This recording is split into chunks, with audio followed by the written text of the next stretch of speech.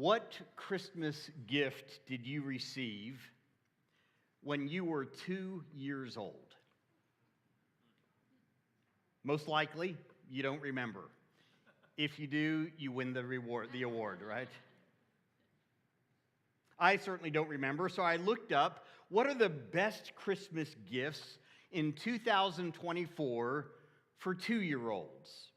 And here's a few of the items that I found. They're going to put them on the screens for you.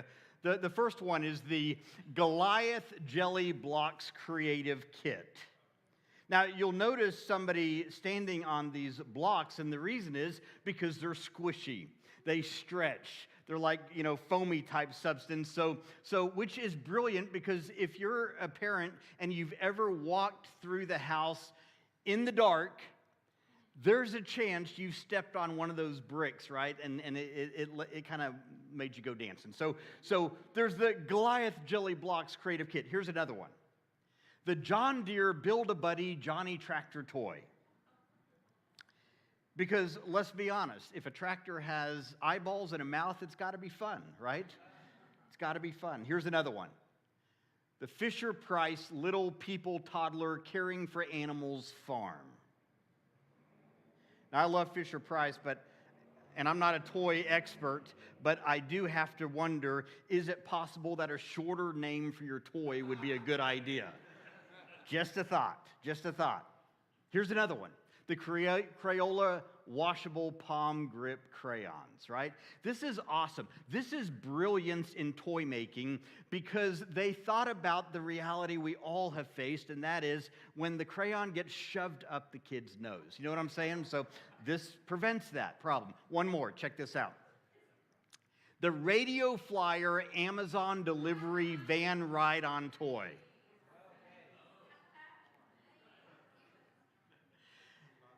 That van shows up to my house too often as it is. I don't need a toy to remind me about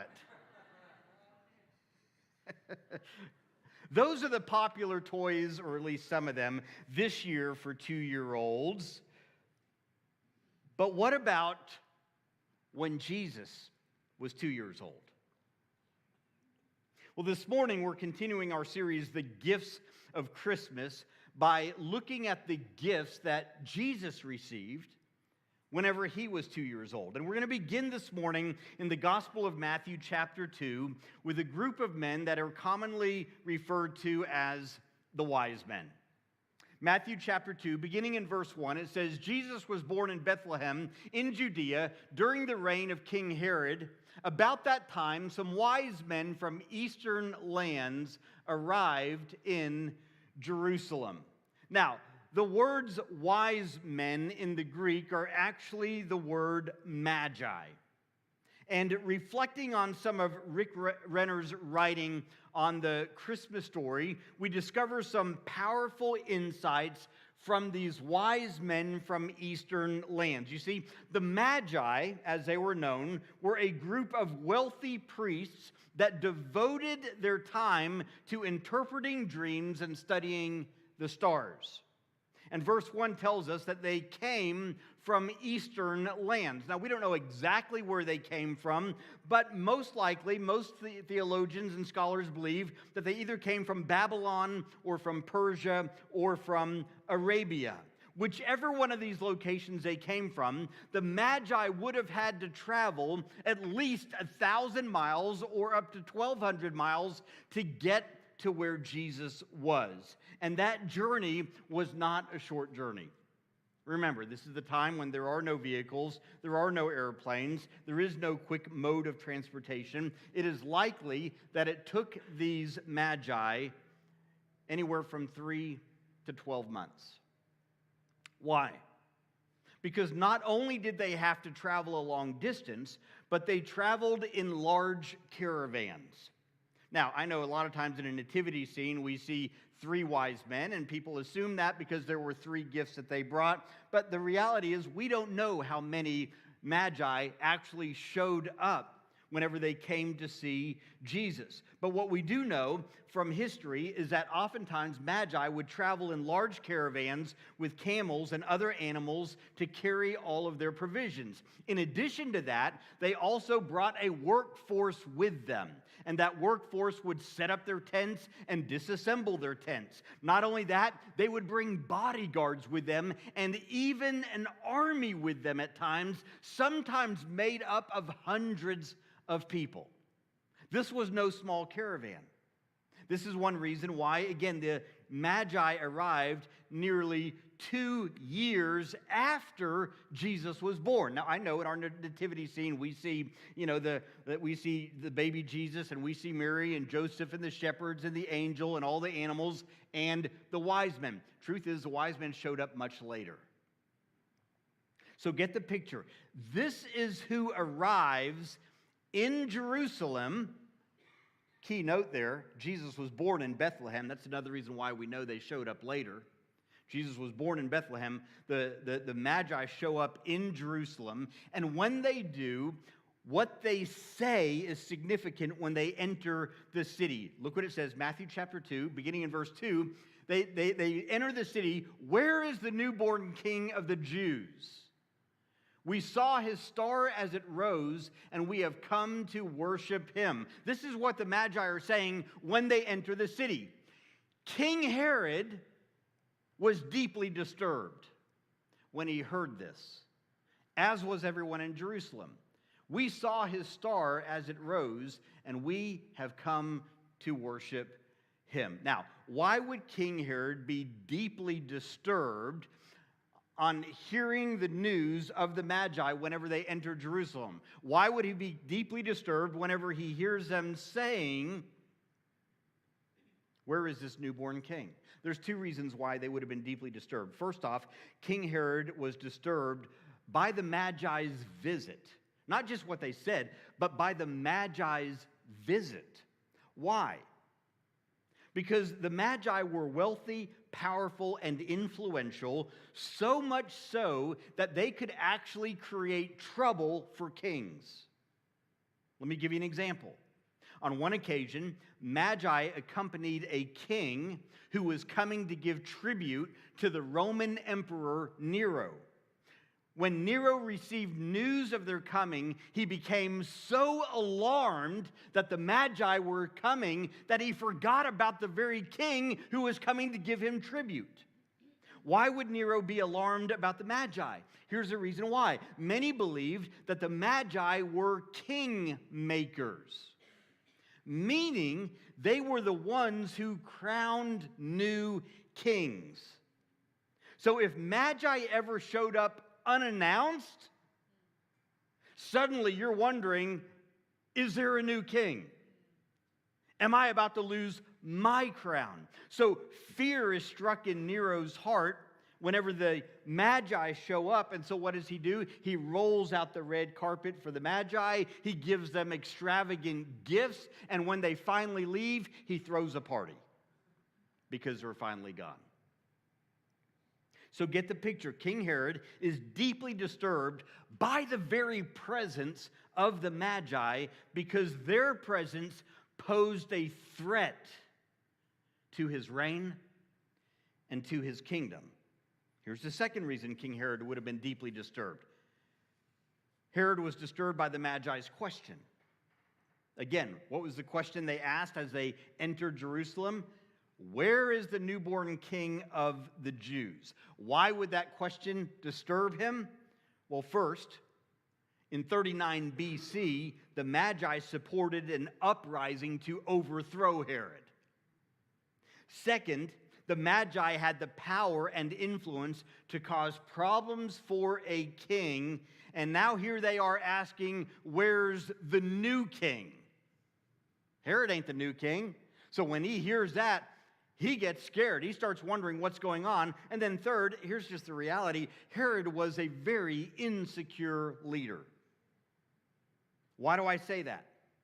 Because Herod was so insecure about losing his power and position as king that he even went as far as to have his wife, his mother-in-law, and his 3 sons killed because he was afraid they would take his throne. That's why Roman Emperor Augustus once said, "It is better to be Herod's pig than his son." Not only that, but when Herod was 70 years old, he ordered that the most distinguished citizens of Jerusalem be arrested and imprisoned, and that the moment he died, they should be killed. He didn't stop there. In addition to that, Herod commanded that upon his death, the oldest child in every home would be put to death, so there would be weeping, not celebration, upon Herod's death. Now, when he died, they didn't follow through on that, of course, right? So when Magi arrived in Jerusalem asking where the newborn king was, Herod is deeply disturbed. But notice, not only was Herod deeply disturbed, but it also said that the whole city was disturbed. Why? Because if the king ain't happy, ain't nobody happy. Because if the king wasn't happy, it meant bloodshed. So, Herod is deeply disturbed by the Magi's visit and by the Magi's question. Let's keep reading. Verse 4. He, in other words, King Herod, called a meeting of the leading priests and teachers of religious law and asked, "Where is the Messiah supposed to be born?" "In Bethlehem," they said, "for this is what the prophet wrote. And you, O Bethlehem, in the land of Judah, are not least among the ruling cities of Judah, for a ruler will come from you who will be the shepherd for my people Israel." Then Herod called for a private meeting with the wise men, and he learned from them the time when the star first appeared. Remember, the Magi, the wise men, were following a star whenever they came to Jerusalem. They're looking for the newborn king, the long-awaited Messiah. Then he told them, "Go to Bethlehem and search carefully for the child, and when you find him, come back and tell me so that I can go and worship him too." Now, Herod's intention was not to worship the child. Herod's intention was to kill the child. He wanted to know when the star appeared so that he could reverse engineer how old the child was. He asked when the star appeared so he could figure out if the star appeared at this time and they've been traveling for this long, that means that this newborn king was likely born around this time, and he basically comes to the realization the child's probably about 2 years old. And so he eventually issues an order that every male child in and around Jerusalem that is 2 years old or younger be killed. Look what happens next, verse number 9. After this interview, the wise men went their way, and the star they had seen in the east guided them to Bethlehem. It went ahead of them and stopped over the place where the child was. When they saw the star, they were filled with joy. They entered the house and saw the child with his mother, Mary, and they bowed down and worshiped him. Think about the significance of this moment. The Magi were wealthy. The Magi were influential. The Magi were powerful.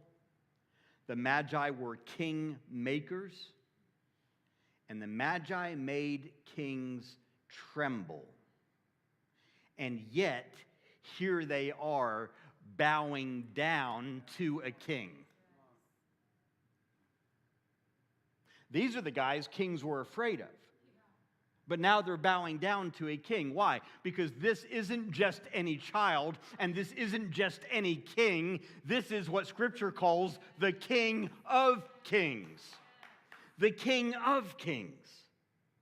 In fact, the phrase bow down and worship actually means to fall down and lie prostrate on the ground before a superior to give worship. Imagine somebody with so much power, so much wealth, so much influence, and this is their posture before a child.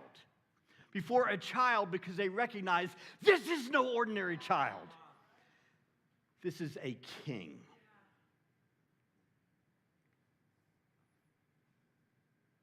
And that brings us to the gifts. At this point in Jesus' life, he's about 2 years old. And after the Magi bow and worship to Jesus, they present 3 gifts to him. But these weren't your normal 2-year-old gifts. You know what I'm talking about? Like, these weren't the squishy little, building blocks. This wasn't the John Deere tractor toy, okay? No, this is gifts on a whole nother level. Matthew chapter 2, verse 11, look what it says. Then they opened their treasure chests and gave him gifts of gold, frankincense, and myrrh. Now, here's what's interesting. If Magi gave gifts to a king, the gifts they gave were determined by the status of the king. Meaning, the greater the status, the greater the gift. If the status was great, then the size of the gift would also be great. The status of the king determined the size of the gift. So in this case, the size of the gifts were significant because this was no ordinary king. Look at the 3 gifts. The 3 gifts that Magi gave, the first one, number 1, was the gift of gold. Now, the word gold comes from a Greek word describing the purest form of gold. For gold to be pure, the rock was mined, and then it was crushed, and then the gold would be heated in a blazing furnace. And whenever the gold was heated in the blazing furnace, what happened? The dross, all of the impurities around the gold would rise to the surface. The gold worker would then scrape it off the top, and then he'd heat up the furnace even hotter. And then more impurities would rise to the top. They'd be scraped off, and then they'd heat it up again even more. They would do this over and over and over until they had scraped away all the impurities, and all you had left was the purest form of gold. This is one of the gifts the Magi brought to Jesus. Why gold? Because gold was symbolic of royalty, and that's who Jesus was. He was royalty sent from heaven. Here's the second gift they bring. That's the gift of frankincense.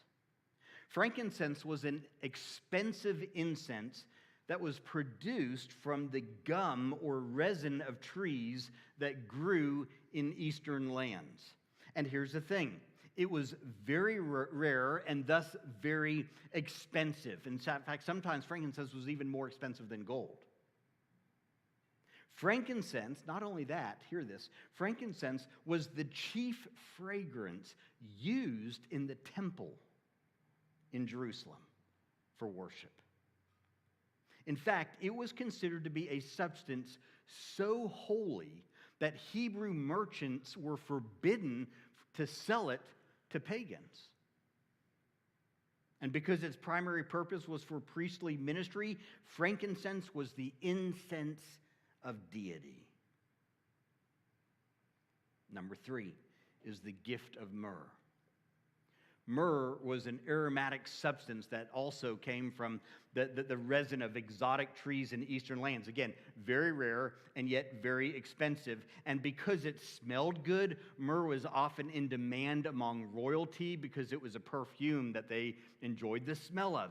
But here's the real significance of myrrh whenever it comes to Jesus. Myrrh was also used in the embalming process when a person died.